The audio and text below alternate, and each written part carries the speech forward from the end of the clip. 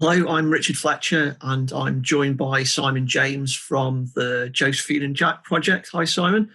We're going to talk a little bit about some of the issues that people with learning disabilities are facing during the coronavirus lockdown. But before we go into that, could you give us a bit of background as to what the project does? Yeah, thanks, Richard. Really good to see you. Yeah, so the Josephine and Jack Project.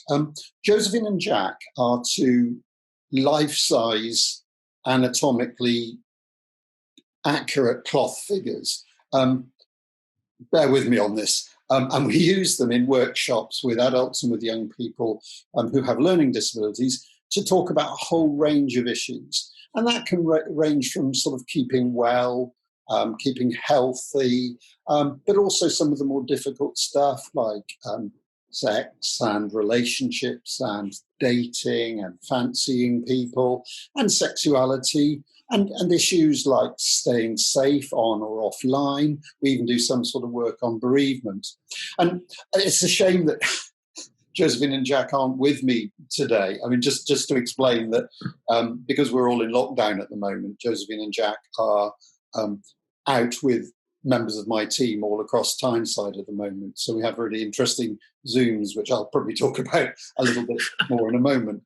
But really, the idea of Josephine and Jack is that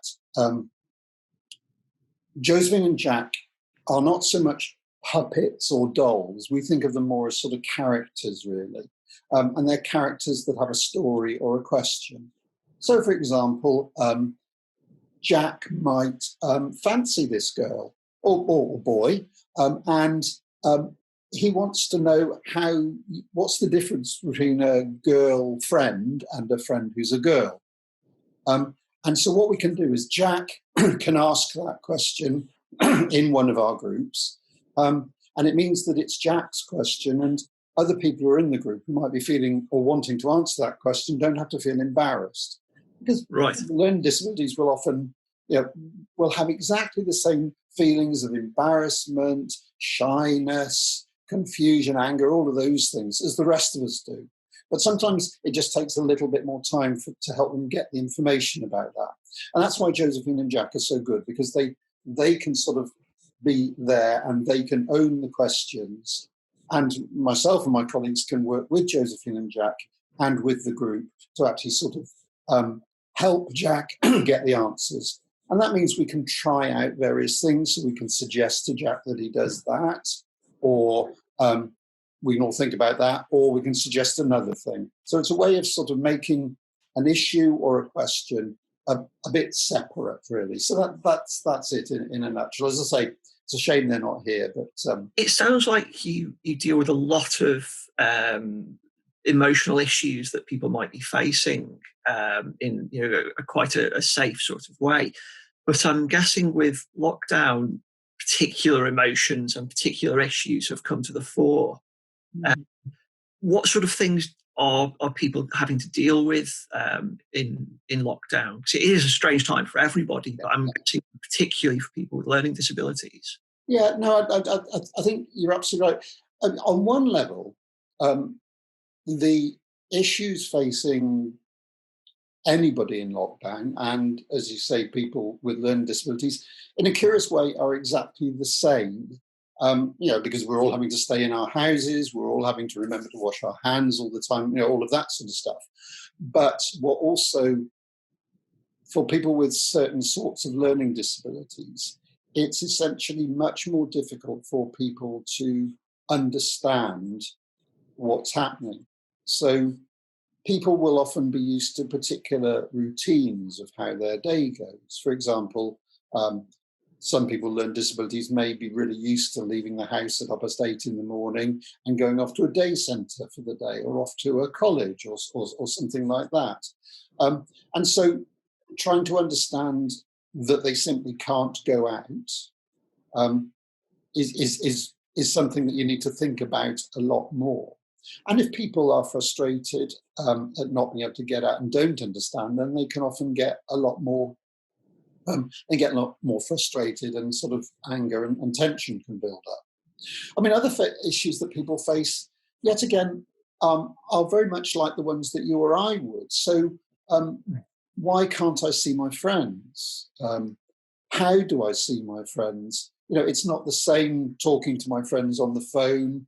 I want to go out and visit them. I think the other thing is that the whole idea of coronavirus, CV-19 itself is quite frightening. We all get really scared by that. But a lot of us can take the time to discuss the issue with friends. We can look at stuff, on the news.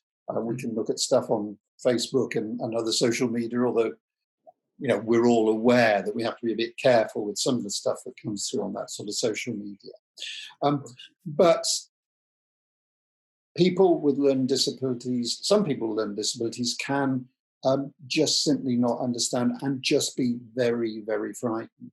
So people struggle with the fact that they can't go outside. And the reason they can't go outside is because there's this very dangerous virus. So what's a virus? Now, how do you explain to people things like viruses when they need a lot more time and support to understand stuff anyway?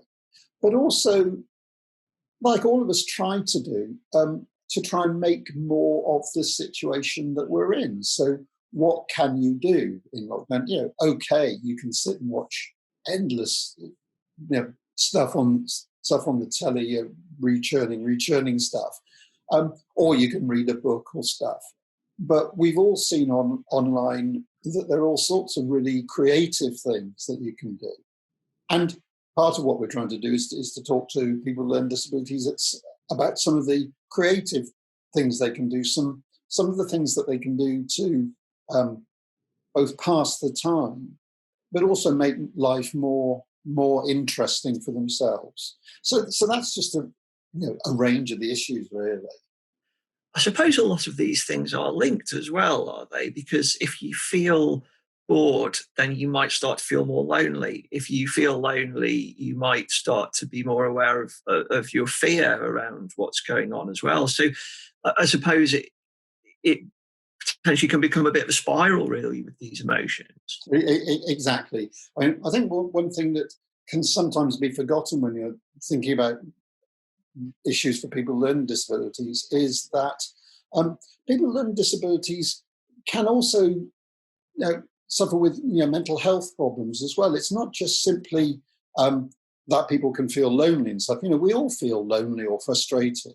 But as you say, all of those situations combined can sort of create a sort of vicious spiral that begins to mean that people begin to develop the initial symptoms of depression and much more serious aspects of mental health, not very good mental well-being, really.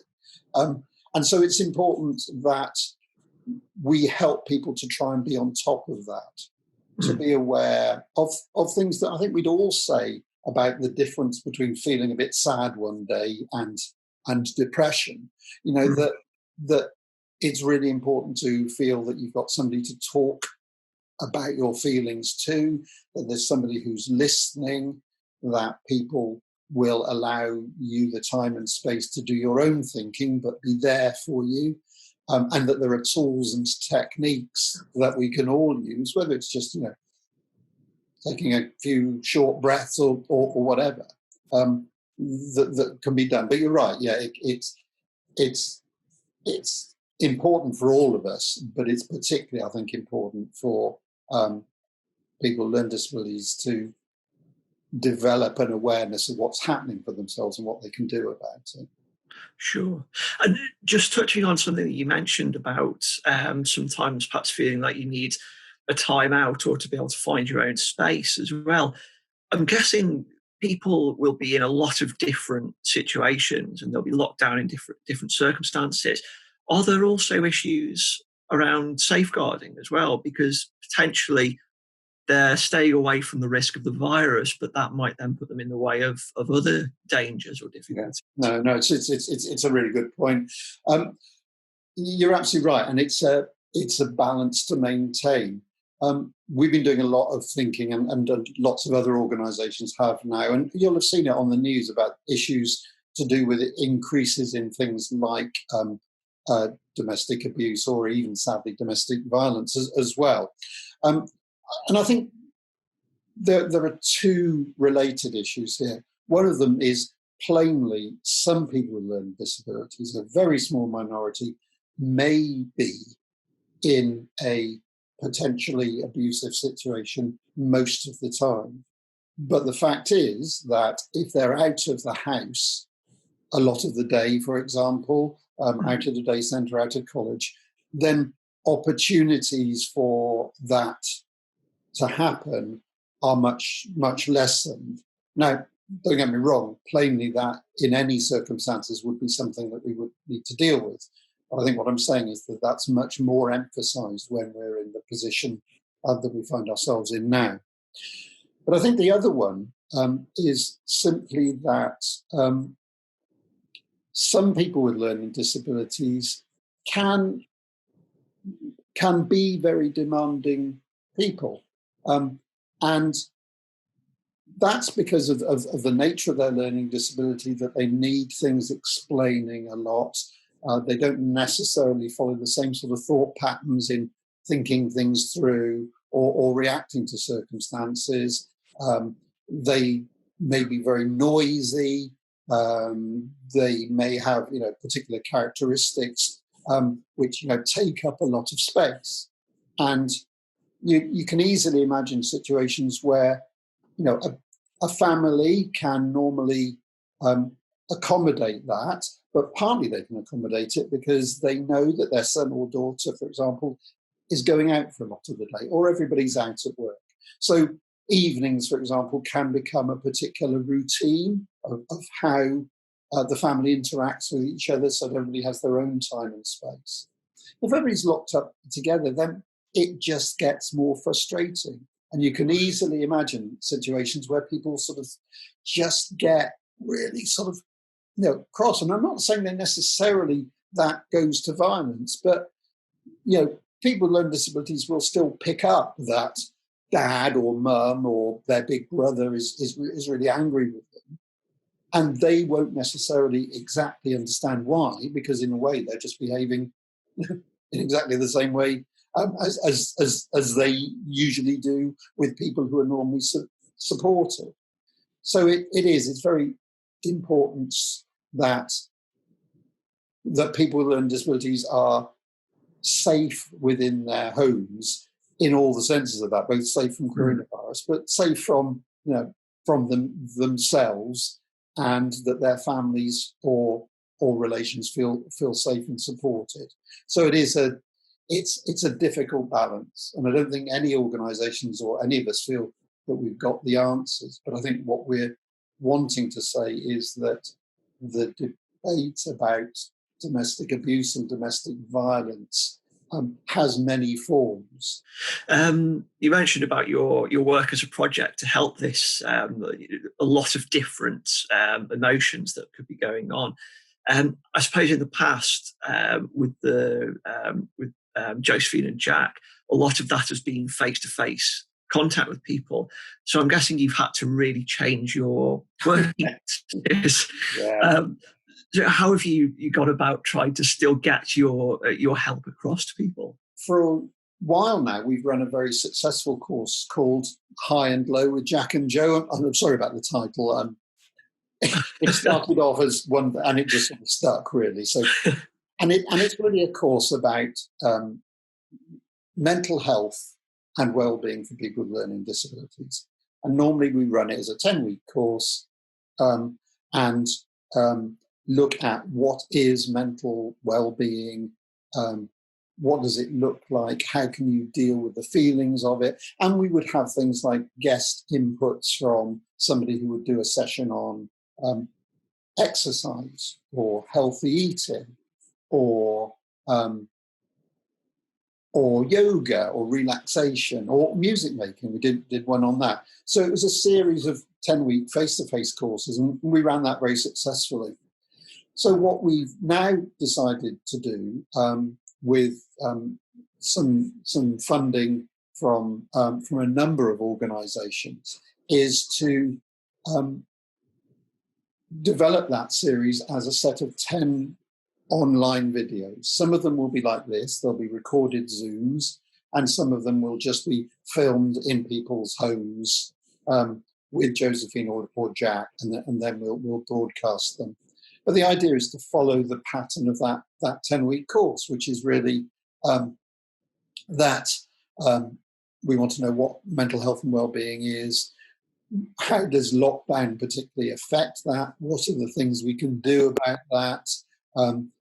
How can we sort of structure our lives to just feel a bit more comfortable in our heads with what's going on? And if things aren't going well for us in our heads, who can we talk to and how can we begin to express that?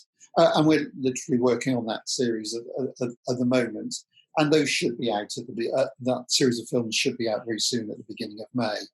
So that's the main thing. We're also working on a shorter series of keep fit videos. You know, if there's this Keep Fit with Joe thing that seems to be really popular on YouTube, we might as well do Keep Fit with Josephine and Jack as well. So we're going to be developing a shorter series of sort of not quite. I wouldn't call them exercise videos, but I think recognizing that we could all do a bit more exercise, and it doesn't involve, running around the park in Lycra and all of that sort of stuff. So we're going to be doing some stuff which are things like armchair aerobics and stuff like that. So really easy things that you can do, or remembering that try and use the stairs if you're able to, more often. Just to sort of keep things moving. Make sure that if you go out for your walk, you do it safely, but also that you take full advantage in lots of deep breaths, trying to stretch a bit, trying to get up a bit of a sweat, trying to just generally look after yourself. If people want to have a look at these, where can they find them, and where can they get in contact with you as well? Right. Well, our website is josephineandjackproject.co.uk, and that's the best way to get in touch with us. We're also available on Facebook and on Twitter. Just put Josephine and Jack into any search engine and you'll find us. Fantastic. Well, thank you very much for that, Simon. That sounds brilliant. Okay, you're very welcome. Really good to see you, Richard. Thanks. Bye-bye. Cheers. Bye-bye.